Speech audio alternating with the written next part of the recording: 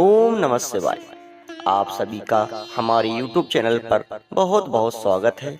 जो भी भक्त सच्ची श्रद्धा के साथ नियम और निष्ठा के साथ सोमवार का व्रत करते हैं, उन सभी के सभी कष्ट दूर होते हैं और उन सभी पर भगवान भोलेनाथ एवं माता पार्वती की विशेष कृपा होती है। तो आइए सुनते हैं सोमवार व्रत कथा। एक समय की बात है, किसी नगर में एक साहूकार रहता था। उसके घर में धन की कोई कमी नहीं थी, लेकिन उसकी कोई संतान नहीं थी। इस कारण वह बहुत दुखी रहता था। पुत्र प्राप्ति के लिए वह प्रत्येक सोमवार व्रत रखता था और पूरी निष्ठा और श्रद्धा के साथ शिव मंदिर जाकर भगवान शिव और माता पार्वती की पूजा करता था। उसकी भक्ति देखकर एक दिन माँ पार्वती प्रसन्न हो गईं और भगवान शिव से उस साहूकार की मनोकामना पूर्ण करने का आग्रह किया। पार्वती जी की इच्छा सुनकर भगवान शिव ने कहा कि हे पार्वती, इस संसार में हर प्राणी को उसके कर्मों का फल मिलता है और जिसके भाग में जो हो उसे भोगना ही पड़ता है। लेकिन माता पार्वती ने साहूकार की भक्ति का मान रखने के लिए उसकी मनोकामना पूर्ण करने की इच्छा जताई। माता पार्वती के आग्रह पर शिव जी ने साहूकार को पुत्र प्राप्ति का वरदान तो दे दिया, लेकिन साथ ही यह भी कहा कि उसके बालक की आयु केवल 12 वर्ष होगी। माता पार्वती और भगवान शिव की बातचीत को साहूकार सुन रहा था। उसे ना तो इस बात की खुशी थी और ना ही दुख। वह पहले की भांति शिव जी की पूजा करता रहा। कुछ समय के बाद साहूकार के घर एक पुत्र का जन्म हुआ। जब वह बालक 11 वर्ष का हुआ तो उसे पढ़ने के लिए काशी भेज दिया गया। साहूकार ने पुत्र के मामा को बुलाकर उसे बहुत सारा धन दिया और कहा कि तुम इस बालक को काशी विद्या प्राप्ति के लिए ले जाओ और मार्ग में यज्ञ कराना। जहाँ भी यज्ञ कराओ वहाँ ब्राह्मणों को भोजन कराते और दक्षिणा देते हुए जाना। दोनों मामा भांजे इसी तरह यज्ञ कराते और ब्राह्मणों को दान दक्षिणा देते काशी ओर चले गए। रात में एक नगर पड़ा जहां नगर के राजा की कन्या का विवाह था, लेकिन जिस राजकुमार से उसका विवाह होना था वह एक आंख से काना था। राजकुमार के पिता ने अपने पुत्र के काना होने की बात को छुपाने के लिए एक चाल सोची। साहूकार के पुत्र को देखकर उसके मन में एक विचार आया। उसने सोचा, क्यों ना इस लड़के को दूल्हा बनाकर राजकुमारी से विवाह करा दूं। विवाह के बाद इसको धन देकर विदा कर दूंगा और राजकुमारी को अपने नगर में ले जाऊंगा।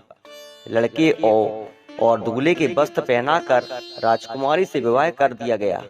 लेकिन साहूकार का पुत्र ईमानदार था। उसे यह बात न्याय संगत नहीं लगी। उसने अवसर पाकर राजकुमारी की चुन्नी के पल्ले पर लिखा कि तुम्हारा विवाह तो मेरे साथ हुआ है, लेकिन जिस राजकुमार के संग तुम्हें भेजा जाएगा वह एक आंख से काना है। मैं तो काशी पढ़ने जा रहा हूँ। जब राजकुमारी ने चुन्नी पर लिखी बातें पढ़ी तो उसने अपने माता पिता को यह बात बताई। राजा ने अपनी पुत्री को विदा नहीं किया, जिससे बारात वापस चली गई। दूसरी ओर साहूकार का लड़का और उसका मामा काशी पहुंचे और वहां जाकर उन्होंने यज्ञ किया। जिस दिन लड़की की आयु 12 साल की हुई उसी दिन यज्ञ रखा गया। लेकिन लड़के ने अपने मामा से कहा कि मेरी तबीयत कुछ ठीक नहीं है। मामा ने कहा कि तुम अंदर जाकर सो जाओ। शिव जी के वरदानुसार कुछ ही देर में उस बालक के प्राण निकल गए। मृत भांजे को देख उसके मामा ने विलाप शुरू किया। संयोगवश उसी समय शिवजी और माता पार्वती उधर से गुजर रहे थे। पार्वती ने भगवान शिव से कहा, स्वामी, मुझे इसके रोने के स्वर सहन नहीं हो रहा। आप इस व्यक्ति के कष्ट को अवश्य दूर करें। शिवजी मृत बालक के समीप गए तो वह बोले, यह उसी साहूकार का पुत्र है जिसे मैंने 12 वर्ष की आयु का वरदान दिया था।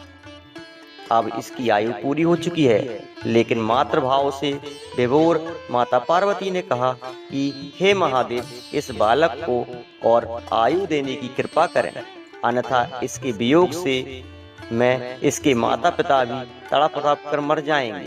माता पार्वती के आग्रह पर भगवान शिव ने उस लड़के को जीवित होने का वरदान दिया। शिव जी की कृपा से वह लड़का जीवित हो गया। शिक्षा समाप्त करके लड़का मामा के साथ अपने नगर की ओर चल दिया। दोनों चलते चलते उसी नगर में पहुंचे जहां उसका विवाह हुआ था। उस नगर में भी उन्होंने यज्ञ किया। उस लड़के के ससुर ने उसे पहचान लिया और महल में ले जाकर उसकी खातिरदारी की और अपनी पुत्री को विदा किया। इधर साहूकार और उसकी पत्नी भूखे प्यासे रहकर बेटे की प्रतीक्षा कर रहे थे। उन्होंने प्रण रखा था कि यदि उन्हें अपने बेटे की मृत्यु का समाचार मिला तो वह भी प्राण त्याग देंगे, परंतु अपने बेटे को जीवित होने का समाचार पाकर वह बेहद प्रसन्न हुए। उसी रात भगवान शिव ने व्यापारी के स्वप्न में आकर कहा, हे सृष्टि, मैंने तेरे सोमवार के व्रत करने और व्रत कथा सुनने से प्रसन्न होकर तेरे पुत्र को लंबी आयु प्रदान की है। इसी प्रकार जो कोई सोमवार व्रत करता है या कथा सुनता है और पढ़ता है, उसके सभी दुख दूर होते हैं और समस्त मनोकामनाएं पूर्ण होती है।